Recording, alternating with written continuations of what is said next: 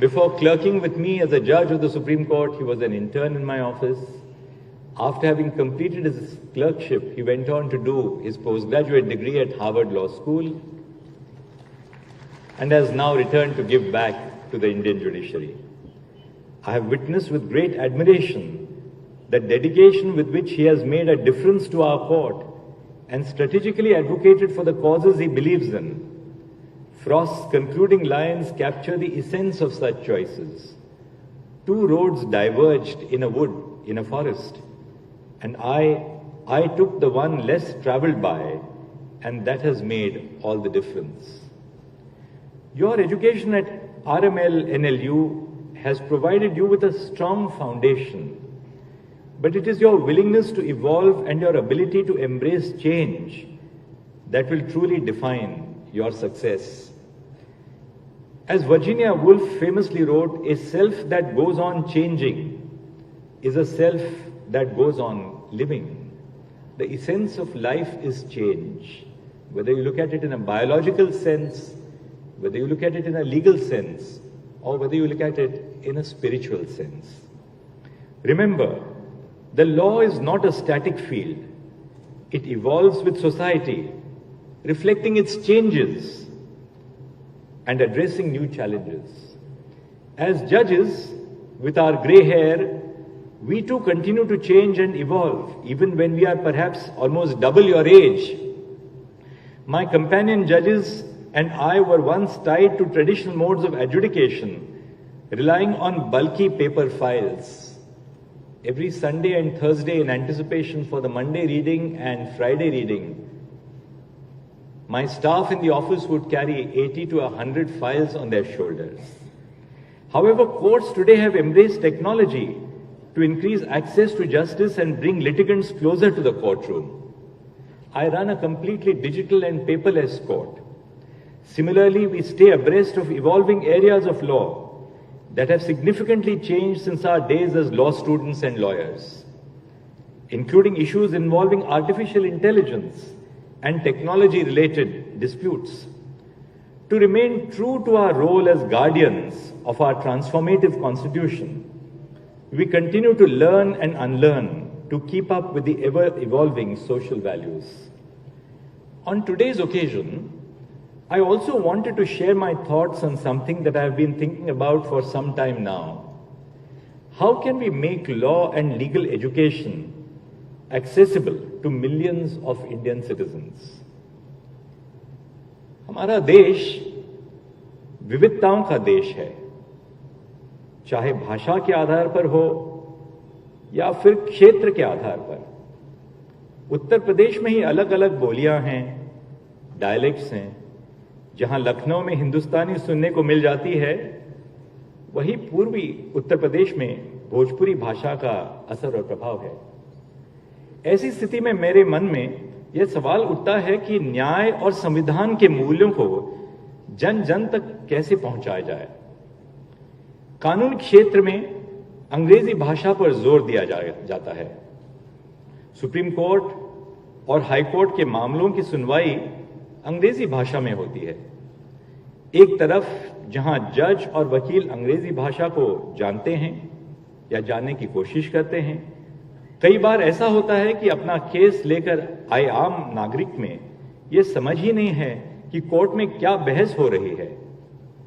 भारत के मुख्य न्यायाधीश के रूप में मैंने ऐसे कई निर्देश दिए हैं, स्कीम्स अपनाई हैं, जिससे न्याय की प्रक्रिया को आम लोगों के लिए आसान बनाया जा सके।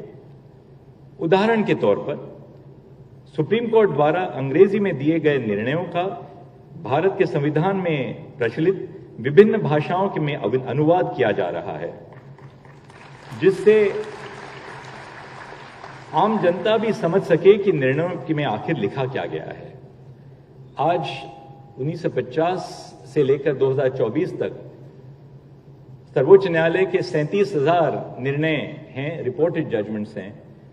सारे 37,000 जजमेंट्स का हिंदी में अनुवाद हो गया है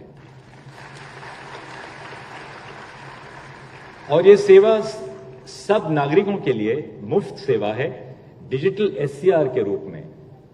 तो मैं आपको आग्रह करूंगा कि इसका आप जरूर उपयोग कीजिए और ताकि आपकी बहस ना ही ज़्यादा इफेक्टिव रहो, प्रभावशाली रहे, पर जो आपके पीछे क्लाइंट बैठा है, नागरिक बैठे हैं, उनको समझ में तो आ जाए कि आप क्या बहस कर रहे हैं। इसी तरह मैं यह अक्सर अपने सहयोगियों एवं देश के तमाम शिक्षाविदों से विचार विमर्श करता हूं कि कैसे कानून की पढ़ाई को सरल भाषा में पढ़ाया जा सके। जैसे कि संविधान के अलग अलग प्रावधानों में कुछ नियम और बुनियादी सिद्धांत हैं, जिसे अंग्रेजी में हम कहते हैं equality, liberty, dignity, due process.